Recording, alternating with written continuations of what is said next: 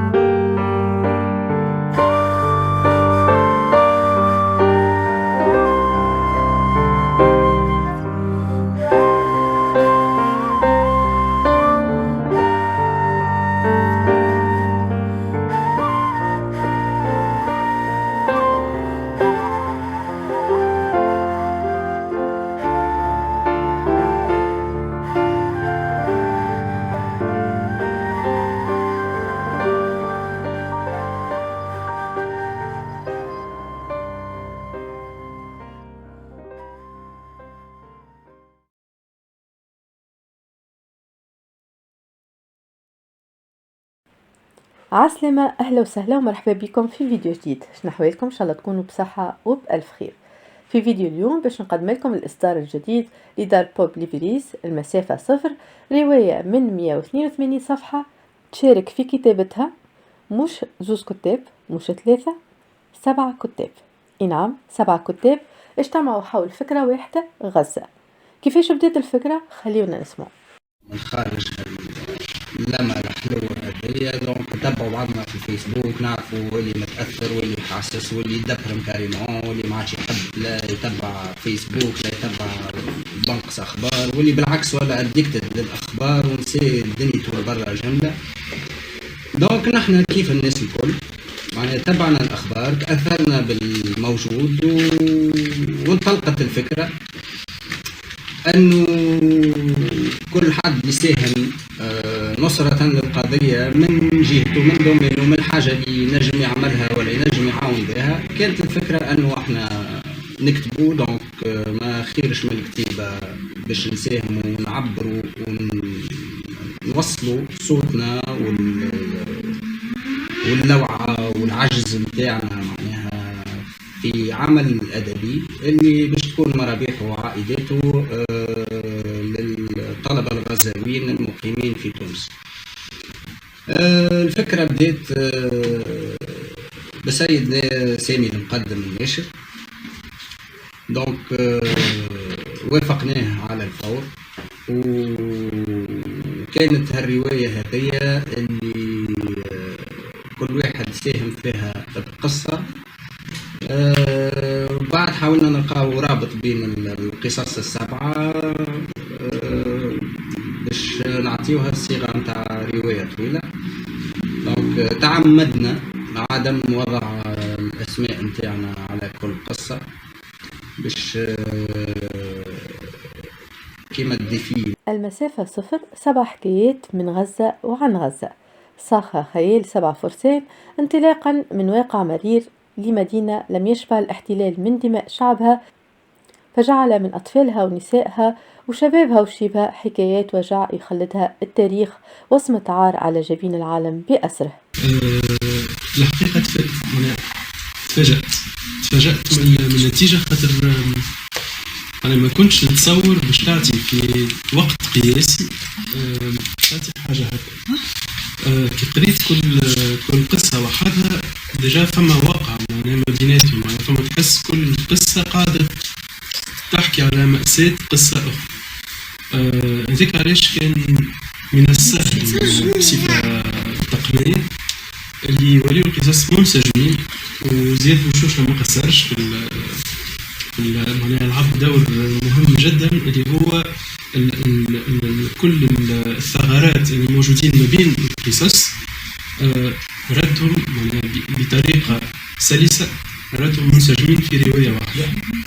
الحقيقة قلت لك فاجأني برشا العمل، فاجأني كيفاش أحضر في ذات قياسي، وكيفاش الكتاب الكل هم يعني عندهم الالتزام في الوقت والحماس، معناها كل واحد يشجع في الاخر. هاي انا كملت، انت باش تقرب عليا، انت شملت في هذيك، خاطر انا ناوي نعمل في القصه هذه حاجه هكا يعني. كان معناها كانت تجربه اكثر منها معناها كتاب ولا نتيجه. كانت تجربه جميله جدا وبالطبيعه بالالام نتاعها، خاطر احنا حكينا على حاجات واقعيه صارت ولازم الكاتب كي يكتبهم مش عاود يعيشهم مره اخرى، باش يتألم على تاريخته. لكن الحمد لله اللي العمل خرج للنور، الحمد لله اللي قراو حتى التوا راجلين، وان شاء الله انتم بيدكم تبداو راجلين. تنقل لنا الرواية من ملجأ تحت الأرض حكايات 7 شخصيات مختلفة الأعمار يجمعهم انتمائهم إلى هذا الجزء المظلوم من العالم. 7 أشخاص كل واحد يروي حكايته للصحفي سميح سراج. حكايات تجمعت في منطقة واحدة، المسافة 0. الرواية تنقل بكل ألم عبر رواياتها بطولة بلد للطغيان محتل غاشم أمام صمت عالمي مخزن. للتذكير 25% من إيرادات المبيعات واللي تمثل هامش الربح لدار النشر خصت لمساعدة الطلبة الغزاويين المقيمين في تونس واللي انقطعت صلتهم بعائلتهم. هكا نوصل لآخر فيديو، إن شاء الله يكون نال إعجابكم. ملتقانا إن شاء الله في فيديو قادم. من هنا الوقت ردوا بالكم على رواحكم. بسلامة.